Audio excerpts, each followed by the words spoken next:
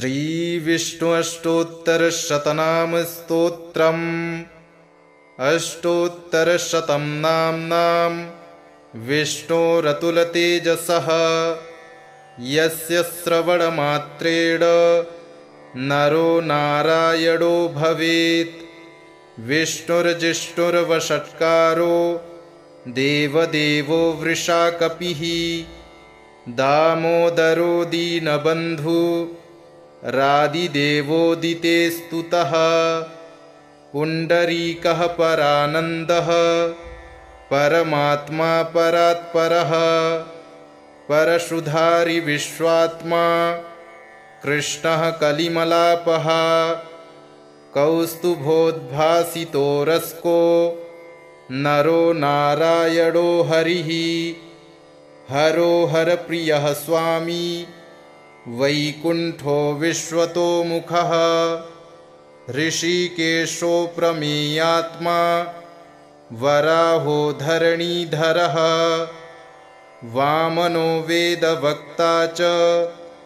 वासुदेवः सनातनः। रामो विरामो विरजो रावणारी रमापतिः वैकुण्ठवासी वसुमान् धनदो धरणीधरः। धर्मेशो धरणीनाथो ध्येयो धर्मभृतां वरः सहस्रशीर्षा पुरुषः सहस्राक्षः सहस्रपात् सर्वगः सर्ववित्सर्वः शरण्यः साधुवल्लभः कौसल्यानन्दनः श्रीमान् राक्षसः कुलनाशकः जगत्कर्ता जगद्धर्ता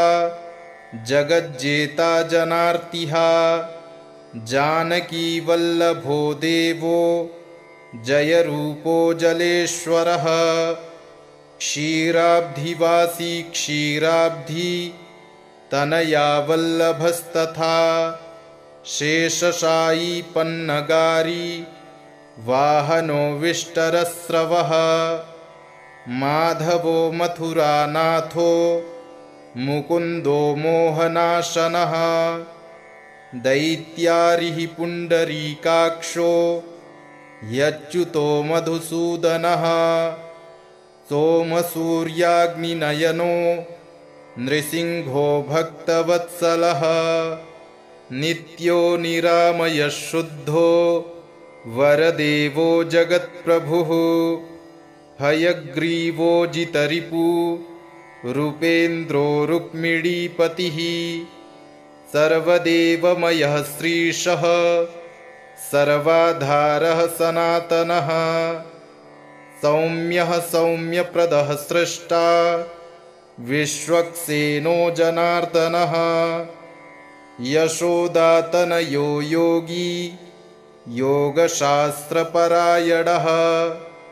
रुद्रात्मको रुद्रमूर्तिः राघवो मधुसूदनः इति ते कथितं दिव्यं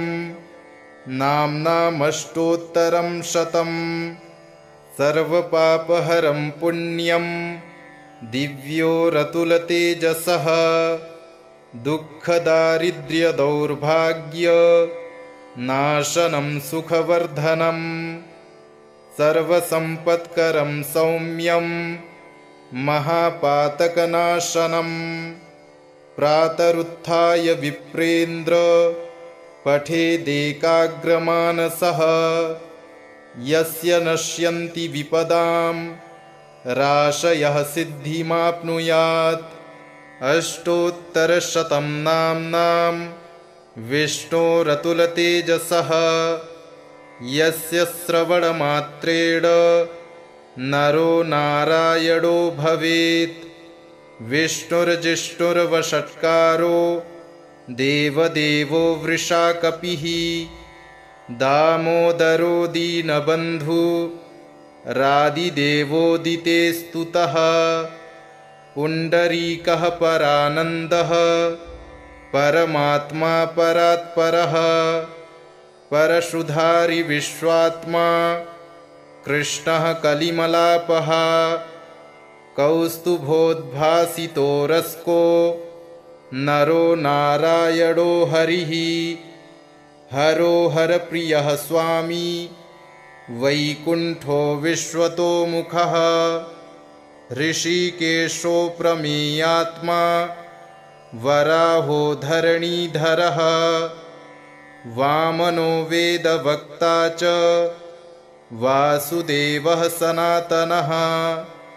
रामो विरामो विरजो रावणारी रमापतिः वैकुण्ठवासी वसुमान् धनदो धरणीधरः धर्मेशो धरणीनाथो ध्येयो धर्मभृतां वरः सहस्रशीर्षा पुरुषः सहस्राक्षः सहस्रपात् सर्वगः सर्ववित्सर्वः शरण्यः साधुवल्लभः कौसल्यानन्दनः श्रीमान् राक्षसः कुलनाशकः जगत्कर्ता जगद्धर्ता जगज्जेता जनार्तिः जानकीवल्लभो देवो जयरूपो जलेश्वरः क्षीराब्धिवासी क्षीराब्धि तनया वल्लभस्तथा शेषशायी पन्नगारी वाहनो विष्टरस्रवः माधवो मथुरानाथो मुकुन्दो मोहनाशनः दैत्यारिः पुण्डरीकाक्षो यच्युतो मधुसूदनः सोमसूर्याग्निनयनो नृसिंहो भक्तवत्सलः नित्यो निरामयः शुद्धो वरदेवो जगत्प्रभुः हयग्रीवो जितरिपु रूपेन्द्रो रुक्मिणीपतिः सर्वदेवमयः श्रीशः सर्वाधारः सनातनः सौम्यः सौम्यप्रदः स्रष्टा विश्वक्सेनो जनार्दनः यशोदातनयो योगी योगशास्त्रपरायणः रुद्रात्मको रुद्रमूर्तिः राघवो मधुसूदनः इति ते कथितं दिव्यं नाम्नामष्टोत्तरं शतं सर्वपापहरं पुण्यं दिव्यो रतुलतेजसः दुःखदारिद्र्यदौर्भाग्य नाशनं सुखवर्धनं सर्वसम्पत्करं सौम्यं महापातकनाशनं प्रातरुत्थाय विप्रेन्द्र पठेदेकाग्रमानसः यस्य नश्यन्ति विपदां राशयः सिद्धिमाप्नुयात् अष्टोत्तरशतं नाम्नां विष्णोरतुलतेजसः यस्य श्रवणमात्रेण नरो नारायणो भवेत् विष्णुर्जिष्णुर्वषट्कारो देवदेवो वृषाकपिः दामोदरो दीनबन्धु रादिदेवोदिते स्तुतः पुण्डरीकः परानन्दः परमात्मा परात्परः परशुधारि विश्वात्मा कृष्णः कलिमलापः कौस्तुभोद्भासितो रस्को नरो नारायणो हरिः हरो हरप्रियः स्वामी वैकुण्ठो विश्वतोमुखः ऋषिकेशो प्रमेयात्मा वराहो धरणीधरः वामनो वेदवक्ता च वासुदेवः सनातनः रामो विरामो विरजो रावणारी रमापतिः वैकुण्ठवासी वसुमान् धनदो धरणीधरः धर्मेशो धरणीनाथो ध्येयो धर्मभृतां वरः सहस्रशीर्षा पुरुषः सहस्राक्षः सहस्रपात् सर्वगः सर्ववित् सर्वः शरण्यः साधुवल्लभः कौसल्यानन्दनः श्रीमान् राक्षसः कुलनाशकः जगत्कर्ता जगद्धर्ता जगज्जेता जनार्तिः जानकीवल्लभो देवो जयरूपो जलेश्वरः क्षीराब्धिवासी क्षीराब्धि तनया वल्लभस्तथा शेषशायी पन्नगारी वाहनो विष्टरस्रवः माधवो मथुरानाथो मुकुन्दो मोहनाशनः दैत्यारिः पुण्डरीकाक्षो यच्युतो मधुसूदनः सोमसूर्याग्निनयनो नृसिंहो भक्तवत्सलः नित्यो निरामयः शुद्धो वरदेवो जगत्प्रभुः हयग्रीवो जितरिपु रूपेन्द्रो रुक्मिणीपतिः सर्वदेवमयः श्रीशः सर्वाधारः सनातनः सौम्यः सौम्यप्रदः स्रष्टा विश्वक्सेनो जनार्दनः यशोदातनयो योगी योगशास्त्रपरायणः रुद्रात्मको रुद्रमूर्तिः राघवो मधुसूदनः इति ते कथितं दिव्यं नाम्नामष्टोत्तरं शतं सर्वपापहरं पुण्यं दिव्यो रतुलतेजसः दुःखदारिद्र्यदौर्भाग्य नाशनं सुखवर्धनं सर्वसम्पत्करं सौम्यं महापातकनाशनं प्रातरुत्थाय विप्रेन्द्र पठेदेकाग्रमानसः यस्य नश्यन्ति विपदां राशयः सिद्धिमाप्नुयात् अष्टोत्तरशतं नाम्नां विष्णोरतुलतेजसः यस्य श्रवणमात्रेण नरो नारायणो भवेत् विष्णुर्जिष्णुर्वषट्कारो देवदेवो वृषाकपिः दामोदरो दीनबन्धु रादिदेवोदिते स्तुतः पुण्डरीकः परानन्दः परमात्मा परात्परः परशुधारि विश्वात्मा कृष्णः कलिमलापः कौस्तुभोद्भासितो रस्को नरो नारायणो हरिः हरो हरप्रियः स्वामी वैकुण्ठो विश्वतोमुखः ऋषिकेशो प्रमेयात्मा वराहो धरणीधरः वामनो वेदवक्ता च वासुदेवः सनातनः रामो विरामो विरजो रावणारी रमापतिः वैकुण्ठवासी वसुमान् धनदो धरणीधरः धर्मेशो धरणीनाथो ध्येयो धर्मभृतां वरः सहस्रशीर्षा पुरुषः सहस्राक्षः सहस्रपात् सर्वगः सर्ववित् सर्वः शरण्यः साधुवल्लभः कौसल्यानन्दनः श्रीमान् राक्षसः कुलनाशकः जगत्कर्ता जगद्धर्ता जगज्जेता जनार्तिः जानकीवल्लभो देवो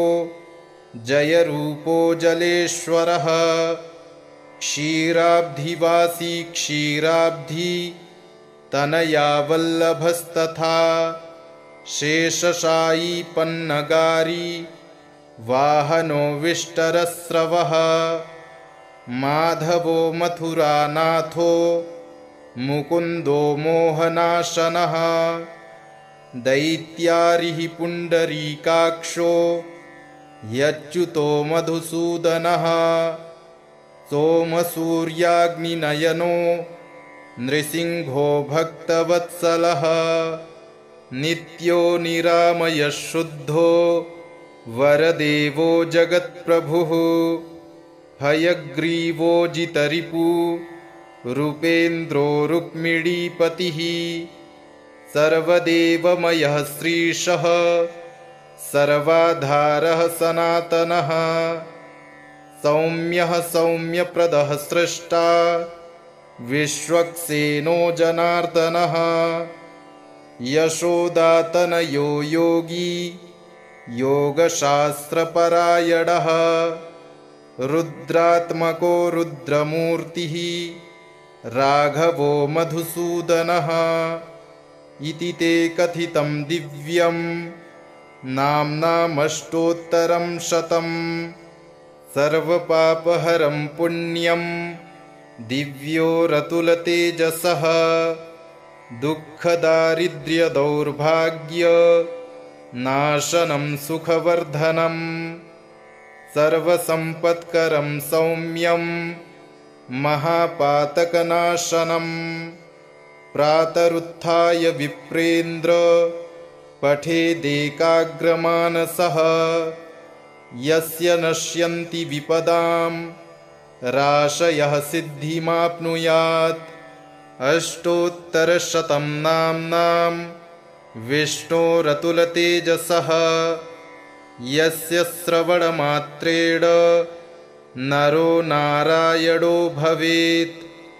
विष्णुर्जिष्णुर्वषट्कारो देवदेवो वृषाकपिः दामोदरो दीनबन्धु रादिदेवोदिते स्तुतः पुण्डरीकः परानन्दः परमात्मा परात्परः परशुधारि विश्वात्मा कृष्णः कलिमलापः कौस्तुभोद्भासितो रस्को नरो नारायणो हरिः हरो हरप्रियः स्वामी वैकुण्ठो विश्वतोमुखः ऋषिकेशो प्रमेयात्मा वराहो धरणीधरः वामनो वेदवक्ता च वासुदेवः सनातनः रामो विरामो विरजो रावणारी रमापतिः वैकुण्ठवासी वसुमान् धनदो धरणीधरः धर्मेशो धरणीनाथो ध्येयो धर्मभृतांवरः सहस्रशीर्षा पुरुषः सहस्राक्षः सहस्रपात् सर्वगः सर्ववित्सर्वः शरण्यः साधुवल्लभः कौसल्यानन्दनः श्रीमान् राक्षसः कुलनाशकः जगत्कर्ता जगद्धर्ता जगज्जेता जनार्तिः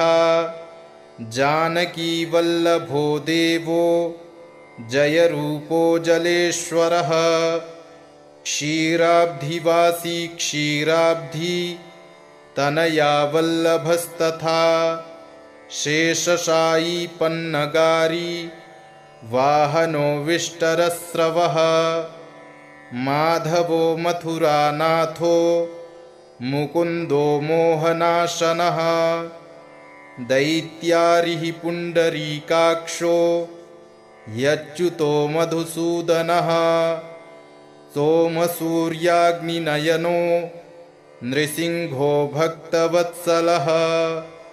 नित्यो निरामयः शुद्धो वरदेवो जगत्प्रभुः हयग्रीवो जितरिपु रूपेन्द्रो रुक्मिणीपतिः सर्वदेवमयः श्रीशः सर्वाधारः सनातनः सौम्यः सौम्यप्रदः स्रष्टा विश्वक्सेनो जनार्दनः यशोदातनयो योगी योगशास्त्रपरायणः रुद्रात्मको रुद्रमूर्तिः राघवो मधुसूदनः इति ते कथितं दिव्यं नाम्नामष्टोत्तरं शतम् सर्वपापहरं पुण्यं दिव्योरतुलतेजसः दुःखदारिद्र्यदौर्भाग्य नाशनं सुखवर्धनं सर्वसम्पत्करं सौम्यं महापातकनाशनं प्रातरुत्थाय विप्रेन्द्र पठेदेकाग्रमानसः यस्य नश्यन्ति विपदां राशयः सिद्धिमाप्नुयात् अष्टोत्तरशतं नाम्नां विष्णोरतुलतेजसः यस्य श्रवणमात्रेण नरो नारायणो भवेत् विष्णुर्जिष्णुर्वषट्कारो देवदेवो वृषाकपिः दामोदरो दीनबन्धु रादिदेवोदिते स्तुतः पुण्डरीकः परानन्दः परमात्मा परात्परः परशुधारि विश्वात्मा कृष्णः कलिमलापः कौस्तुभोद्भासितो रस्को नरो नारायणो हरिः हरो हरप्रियः स्वामी वैकुण्ठो विश्वतोमुखः ऋषिकेशो प्रमेयात्मा वराहो धरणीधरः वामनो वेदवक्ता च वासुदेवः सनातनः रामो विरामो विरजो रावणारी रमापतिः वैकुण्ठवासी वसुमान् धनदो धरणीधरः धर्मेशो धरणीनाथो ध्येयो धर्मभृतां वरः सहस्रशीर्षा पुरुषः सहस्राक्षः सहस्रपात् सर्वगः सर्ववित्सर्वः शरण्यः साधुवल्लभः कौसल्यानन्दनः श्रीमान् राक्षसः कुलनाशकः जगत्कर्ता जगद्धर्ता जगज्जेता जनार्तिः जानकीवल्लभो देवो जयरूपो जलेश्वरः क्षीराब्धिवासी क्षीराब्धि तनया वल्लभस्तथा शेषशायी पन्नगारी वाहनो विष्टरस्रवः माधवो मथुरानाथो मुकुन्दो मोहनाशनः दैत्यारिः पुण्डरीकाक्षो यच्युतो मधुसूदनः सोमसूर्याग्निनयनो नृसिंहो भक्तवत्सलः नित्यो निरामयः शुद्धो वरदेवो जगत्प्रभुः हयग्रीवो जितरिपु रूपेन्द्रो रुक्मिणीपतिः सर्वदेवमयः श्रीशः सर्वाधारः सनातनः सौम्यः सौम्यप्रदः स्रष्टा विश्वक्सेनो जनार्दनः यशोदातनयो योगी योगशास्त्रपरायणः रुद्रात्मको रुद्रमूर्तिः राघवो मधुसूदनः इति ते कथितं दिव्यं नाम्नामष्टोत्तरं शतम् सर्वपापहरं पुण्यं दिव्यो रतुलतेजसः दुःखदारिद्र्यदौर्भाग्य नाशनं सुखवर्धनं सर्वसम्पत्करं सौम्यं महापातकनाशनं प्रातरुत्थाय विप्रेन्द्र पठेदेकाग्रमानसः यस्य नश्यन्ति विपदां राशयः सिद्धिमाप्नुयात् अष्टोत्तरशतं नाम्नां विष्णोरतुलतेजसः यस्य श्रवणमात्रेण नरो नारायणो भवेत् विष्णुर्जिष्णुर्वषट्कारो देवदेवो वृषाकपिः दामोदरो दीनबन्धु रादिदेवोदिते स्तुतः पुण्डरीकः परानन्दः परमात्मा परात्परः परशुधारि विश्वात्मा कृष्णः कलिमलापः कौस्तुभोद्भासितो रस्को नरो नारायणो हरिः हरो हरप्रियः स्वामी वैकुण्ठो विश्वतोमुखः ऋषिकेशो प्रमेयात्मा वराहो धरणीधरः वामनो वेदवक्ता च वासुदेवः सनातनः रामो विरामो विरजो रावणारी रमापतिः वैकुण्ठवासी वसुमान् धनदो धरणीधरः धर्मेशो धरणीनाथो ध्येयो धर्मभृतां वरः सहस्रशीर्षा पुरुषः सहस्राक्षः सहस्रपात् सर्वगः सर्ववित्सर्वः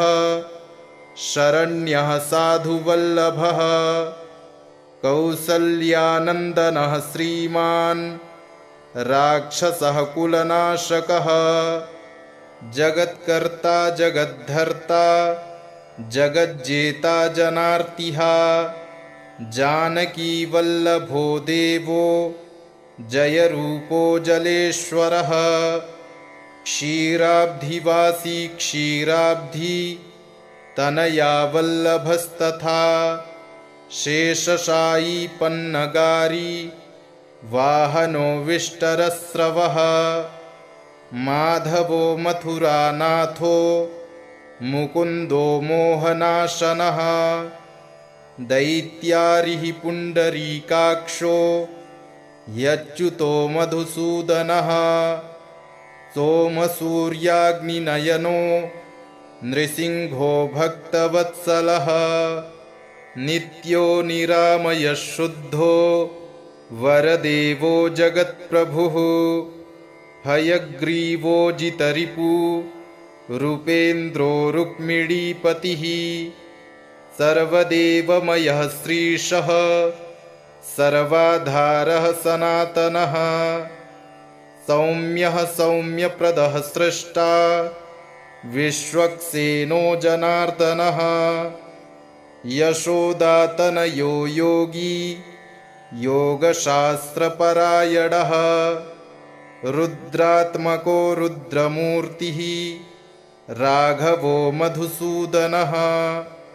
इति ते कथितं दिव्यं नाम्नामष्टोत्तरं शतं सर्वपापहरं पुण्यं दिव्यो रतुलतेजसः दुःखदारिद्र्यदौर्भाग्य नाशनं सुखवर्धनं सर्वसम्पत्करं सौम्यं महापातकनाशनं प्रातरुत्थाय विप्रेन्द्र पठेदेकाग्रमानसः यस्य नश्यन्ति विपदां राशयः सिद्धिमाप्नुयात् अष्टोत्तरशतं नाम्नां विष्णोरतुलतेजसः यस्य श्रवणमात्रेण नरो नारायणो भवेत् विष्णुर्जिष्णुर्वषट्कारो देवदेवो वृषाकपिः दामोदरो दीनबन्धु रादिदेवोदिते स्तुतः पुण्डरीकः परानन्दः परमात्मा परात्परः परशुधारि विश्वात्मा कृष्णः कलिमलापः कौस्तुभोद्भासितो रस्को नरो नारायणो हरिः हरो हरप्रियः स्वामी वैकुण्ठो विश्वतोमुखः ऋषिकेशो प्रमेयात्मा वराहो धरणीधरः वामनो वेदवक्ता च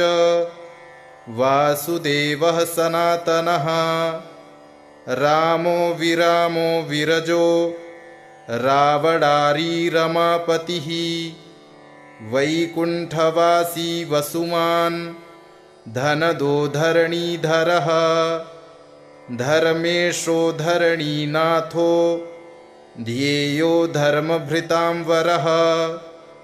सहस्रशीर्षा पुरुषः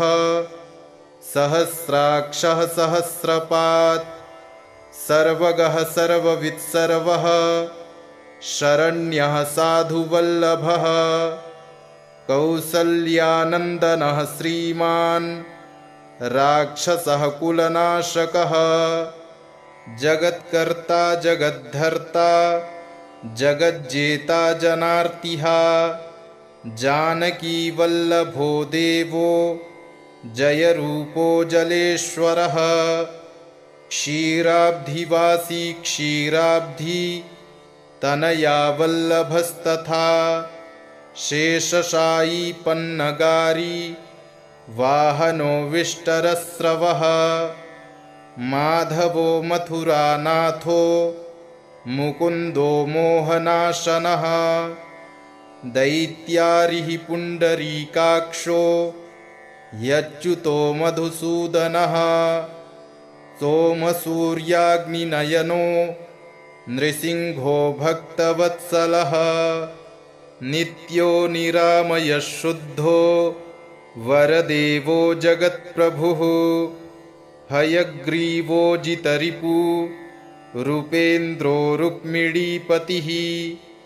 सर्वदेवमयः श्रीशः सर्वाधारः सनातनः सौम्यः सौम्यप्रदः स्रष्टा विश्वक्सेनो जनार्दनः यशोदातनयो योगी योगशास्त्रपरायणः